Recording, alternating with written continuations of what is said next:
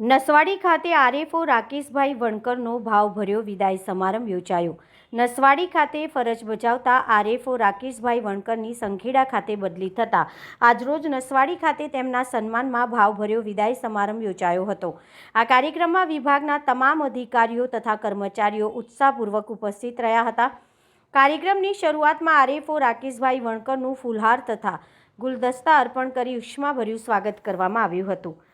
સહકર્મચારીઓએ તેમના સાથેના વર્ષો સુધીના સેવાકાળ દરમિયાનના અનુભવોને યાદ કરી ભાવુક પળો સર્જી હતી।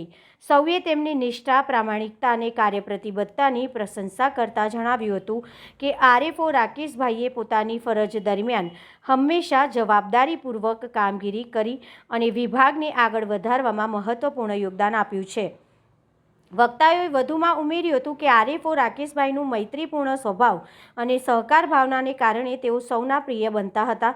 તેમની બદલીને લઈને એક તરફ ખુશી તો છે જ, પરંતુ બીજી તરફ તેમની ગેરહાજરીનો અહેસાસ પણ રહેશે તેવી લાગણી વ્યક્ત કરવામાં આવી હતી।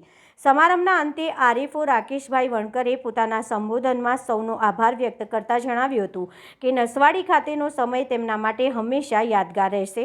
તેમણે સહકર્મચારીઓના સહયોગ અને પ્રેમ માટે કૃતજ્ઞતા વ્યક્ત કરી અને સંખેડા ખાતે પણ એ જ નિષ્ઠાથી ફરજ બજાવવાની ખાતરી આપી હતી।